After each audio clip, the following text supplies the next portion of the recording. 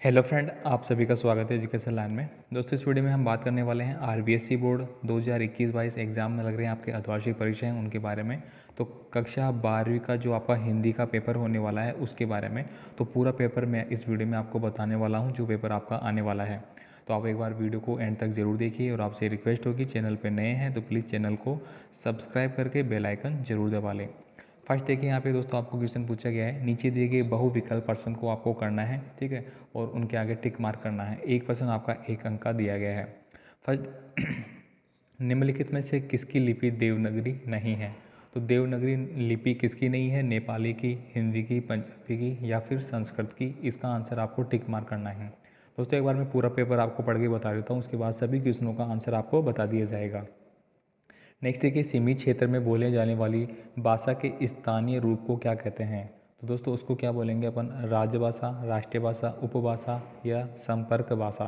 तो जो दोस्तों एक सीमित क्षेत्र में बोली जाती है, जिससे कि स्थानीय रूप को क्या कहेंगे? तो संपर्क भाषा उसको बोला जा सकता है।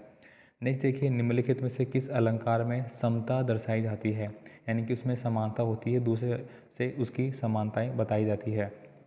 तो यमक में होगा, श्लेष में, रूपक में या फिर उपमा? तो उपमा अलंकार में दोस्तों किसी भी की उपमा की जाती है, उसकी समानताएं बताई जाती है।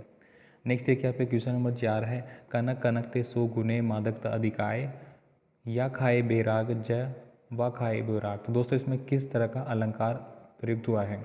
दोस्तों इसमें देखिए, कनक कनक यानी एक ही वर्ड है, दो बार आया है और दोनों की जो अर्थ है वो अलग अलग है। अगर दोनों का जैसे कि एक ही वर्ड आया है, जैसे क सभी में क अगर सभी में क आपके आते हैं तो दोस्तों वो आपको क्या होगा, यहाँ पे अनुप्रास अलंकार हो जाएगा। लेकिन दोस्तों इस स्टेटमेंट में कौन सा आपका आंसर होगा? तो इसका सही आंसर होता है ऑप्शन नंबर ए, यमक अलंकार इसमें प्रयुक्त हुआ है।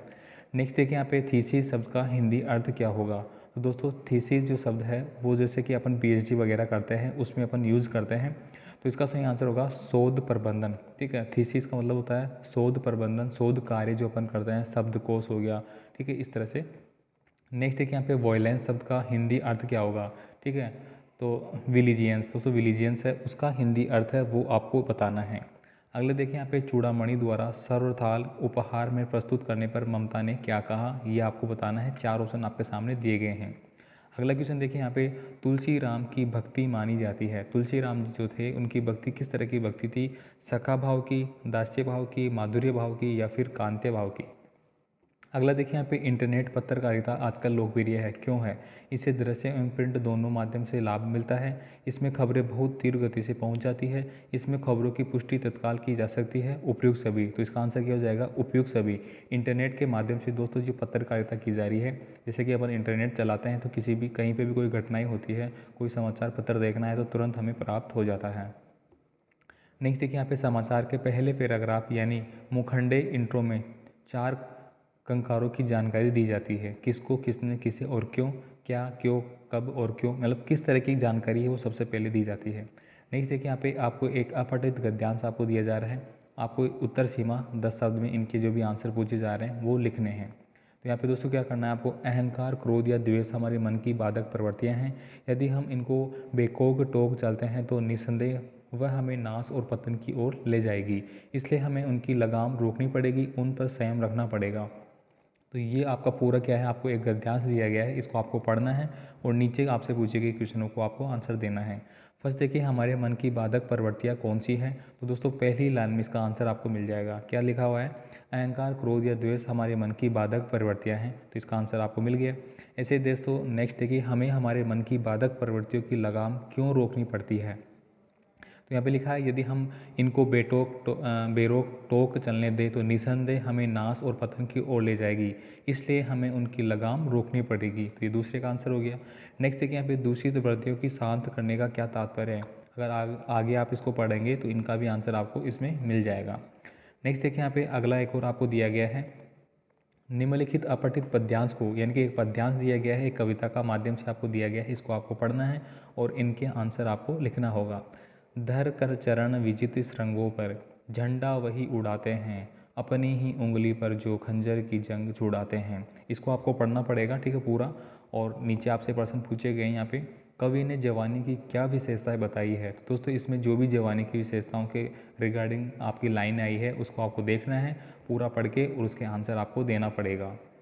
अगला देखिए, कवि के अनुसार गति की तृष्णा से क्या अभिप्राय है, गति की तृष्णा कब बढ़ती है। तो ये सारा दोस्तों इसमें दिया गया है, जैसे कि आगे आप पढ़ोगे गति की तृष्णा बढ़ती है तो यहाँ पे क्या कहा गया है, कांटों से बचकर जूझकर नींद कहाँ उनकी आंखों में, जो धुन के मतवाले हैं गति की तृष्णा और बढ़ती है, जब पढ़ते जब पग में छाले जागरूक कीजिए निश्चय है। यानी कि दोस्तों जागृति की तृष्णा, गति की तृष्णा कब बढ़ती है, जब अपन किसी कार्य के प्रति जागृत हो जाते हैं तो अपन उसको पाने के लिए बहुत ज़्यादा मेहनत करते हैं। इसी में अपनी जो गति है, तृष्णा की जो गति है, तृष्णा यानी अपनी इच्छाएं, उनको प्राप्त करने की जो गति है वो बहुत बढ़ जाती है।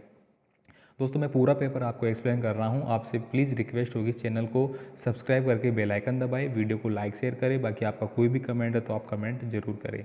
नेक्स्ट देखिए यहाँ पे अगला क्वेश्चन है, उपरोक्त अपठित पद्यांश को पढ़कर रिक्त स्थानों की आपको पूर्ति करनी है। जागरूक की जय है, हार चुके सोने की, तो इसमें क्या आएगा, समाचार लेखन में किसका महत्वपूर्ण होता है, समाचार लेखन की शैली में क्लाइमेक्स बिल्कुल आखिर में होता है, यह आपको यहाँ पे बढ़ना है। नेक्स्ट देखिए यहाँ पे खंड ब आपका दिया गया है। खंड ब में दोस्तों आपको क्या करना है, जिला कलेक्टर उदयपुर की ओर से राजस्व सचिव राजस्थान सरकार को स्वच्छता अभियान हेतु बजट स्वीकृति जारी करने हेतु पत्र लिखिए। तो दोस्तों यहाँ पे आपको पत्र लिखने के बारे में बोला गया है, ठीक है, यानी आपको यहाँ पे पत्र लिखना है। उत्तर सीमा दोस्तों आपको क्या करनी है, यहाँ पे 50 शब्द हैं। अगला देखिए, ठेले पर हिमालय पाठ के आधार पर पर्वतीय क्षेत्रों के प्राकृतिक सौंदर्य के बारे में आपको लिखना है। 2 नंबर का क्वेश्चन है, उत्तर सीमा आपको 30 शब्दों में देनी है।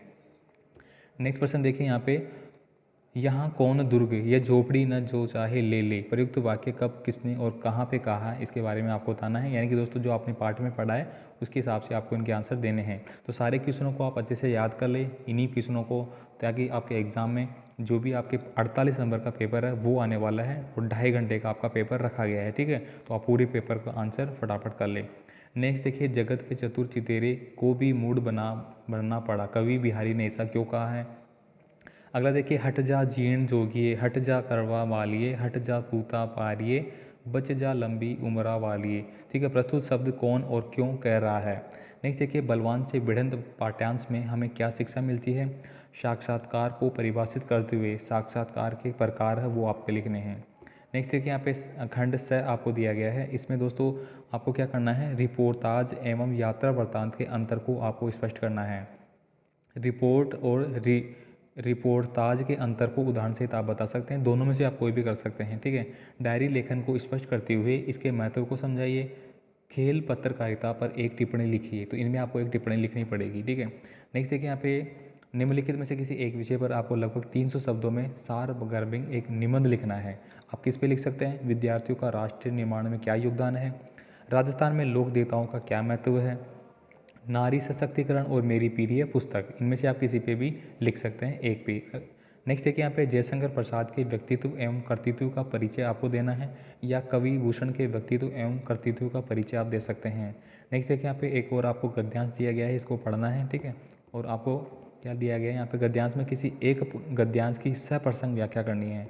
उत्तर सीमा आपको 80 शब्द रखी गई है, तो आप इसकी कर सकते हैं या फिर इसकी कर सकते हैं। नेक्स्ट देखिए, 25 नंबर का है, यहाँ भी एक पद्यांश दिया गया है जिसकी आपको सप्रसंग व्याख्या करनी है। बिन गोपाल बेरिन बही कुंजे, तभी ये लता लगती अति शीतल, अब वह विषय ज्वाल की पूंजी, ठीक है। तो आपको इसको पढ़ना है, 2 दिए गए हैं, दोनों में से आप कोई सा भी कर सकते हैं। जाति न पूछो साधु की, पूछ लीजिए ज्ञान, माल करो तलवार का, पड़ा रहना दो म्यान, संगत कीजिए साधु की, कभी न निष्फल होए, लोहा पारस पारस से तो सो भी कंचन हो। यानी कि लोहा अगर पारस से अटैच होता है तो वो क्या बन जाता है, आपका सोना बन जाता है।